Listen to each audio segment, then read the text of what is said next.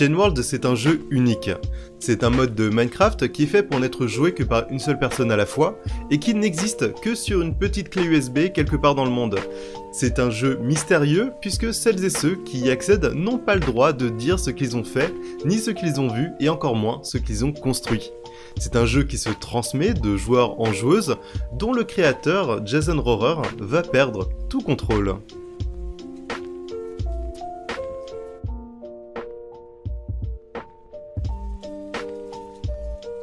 Il n'existe aucune vidéo, aucun texte, aucun témoignage de ce que contient Chain World. Il n'existe aucune trace de tout ce qui a été fait par les anciens porteurs et porteuses de la clé, si ce n'est à l'intérieur du Chain World lui-même. C'est un monde impossible à visiter à notre envie, un monde dont on ne connaît rien. C'est une partie impossible à répliquer. Un monde où il faut avoir été choisi pour y entrer, choisi par le porteur de la clé, notre mentor, un gardien et un disciple tout à la fois. Chain World est mystérieux, inconnu, et forcément attirant. Mais d'après les règles de Chain World, il est impossible d'en parler, tout comme il est impossible d'y rejouer après la mort de l'avatar. Ces règles sont faites pour empêcher toute communication avec les futurs joueurs. Des règles qui rendent impossible aux joueurs et joueuses toute explication et toute discussion à propos de ses intentions. Des règles qui rendent illusoire ne serait-ce que de discuter de la courte vie de notre avatar numérique. Chaque joueur et joueuse de passage vont alors explorer ce monde, sans connaître ses prédécesseurs et sans connaître les intentions derrière chaque construction. Libre à ce promeneur, à cette promeneuse du moment, de faire ses suppositions, de créer ses propres croyances, ses propres interprétations et ses propres mythologies, au gré des constructions rencontrées, des traces croisées au fil des promenades et des explorations, et qui à leur tour vont construire des choses dont l'origine, la signification et l'intention sera perdue au moment précis de la mort de l'avatar, au moment précis où il leur faudra quitter le jeu et ne plus en parler. Ce sont des sortes de ruines numériques, des ruines qui ne peuvent exister que dans Chain World, puisque contrairement aux serveurs en ligne, la sauvegarde n'est jamais effacée, et les joueurs n'ont accès à la partie qu'à un seul moment de leur vie.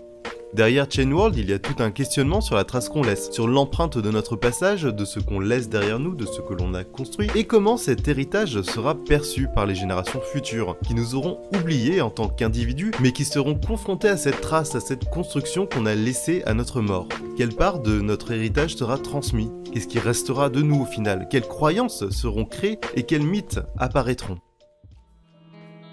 Jason Rohrer a été le créateur et le premier joueur de Chain World, et lors de sa présentation à la Game Dev Conference de 2011, Rohrer annonce qu'il va commencer la transmission du jeu et qu'il va donner la clé à une personne de l'assemblée, quelqu'un qu'il ne connaît pas et sur qui il n'aura aucune influence. À cette annonce, plusieurs mains se sont levées et plusieurs personnes ont manifesté leur envie de découvrir ce jeu, mais aucun autant que Jiaji qui, malgré ses béquilles, s'est levé et a tendu la main vers l'estrade. Il devient le deuxième joueur.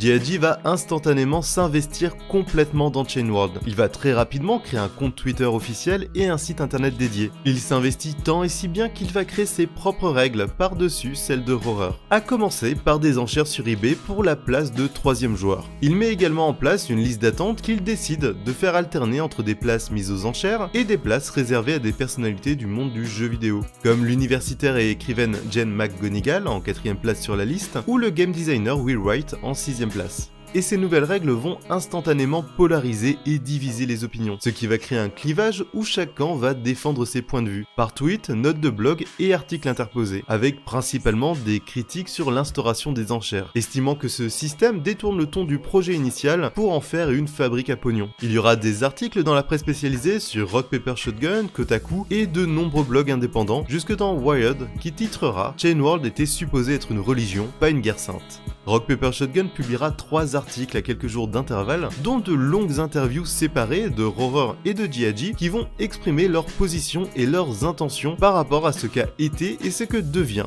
Chain World. Et même Courrier International publiera un petit article quelques mois plus tard.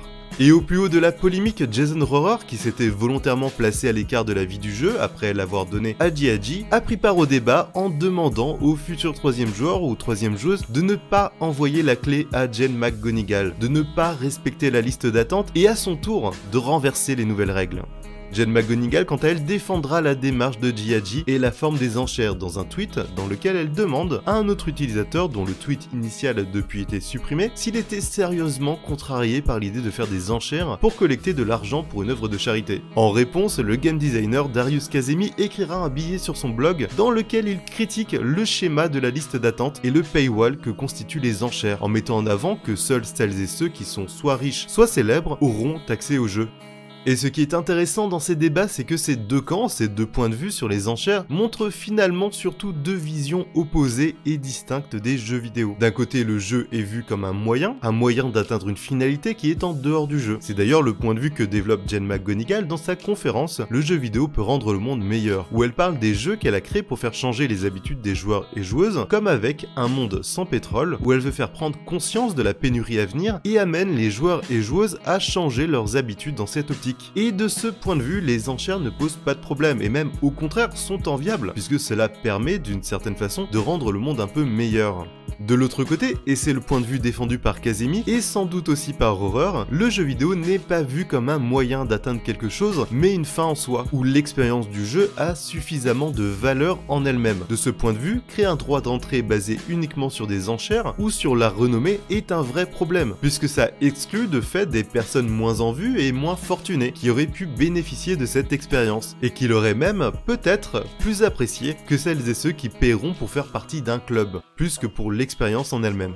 Et puis finalement, le 18 mars 2011, les enchères sont closes et adjugées à Positional Super KO pour la somme rondelette de 3300 $. Positional Super KO, c'est une utilisatrice qui est en contraste absolu, quasi némésis de Jiaji, puisqu'elle restera dans l'ombre et ne donnera à peine que quelques bribes d'informations sur elle-même, mais surtout que son intention est de replacer une aura de mystère autour de Chain World. Elle tweetera sporadiquement en 2011 annonçant qu'elle a bien reçu le jeu ou demandant qui voudrait être le ou la 4e joueur ou joueuse, entrecoupée de phrases plus que sibyllines comme « Est-ce que le mystère est le fruit de la religion ou les graines du désir ?» Puis, plus rien. Jusqu'en 2016, où elle annonce que Chain World a été transmis et que rien d'autre ne sera révélé, soit 5 ans après avoir reçu la clé. Et jusqu'à ce jour, il n'y a plus eu aucune trace publique de Chain World, la clé se donnant certainement de proche en secret, d'initié en disciple, comme voulu par Horror à l'origine. Retour au mystère et à l'obscurité. Chain World est passé par les mains de ces 3 joueurs et joueuses qui l'ont formé, transformé et qui ont participé à la création de cet objet unique. Mais si chacun et chacune ont laissé leur empreinte fondatrice dans la création de Chain World, elle n'en est pas moins restée temporaire. Une empreinte qui est de plus en plus effacée au fur et à mesure que la clé passe de main en main et qui s'efface de plus en plus au fur et à mesure que les joueurs et joueuses interprètent et détournent les règles. Et au bout du compte, ce que montre Chain World, c'est que laisser une trace de soi, de son passage, c'est paradoxalement accepter que cette trace disparaisse un jour. Laisser une empreinte, une construction, un héritage, c'est s'en remettre aux autres pour faire survivre ce fragment de nous-mêmes. Et pas forcément de la façon dont on l'aurait voulu, et certainement pas de la façon dont on l'aurait envisagé.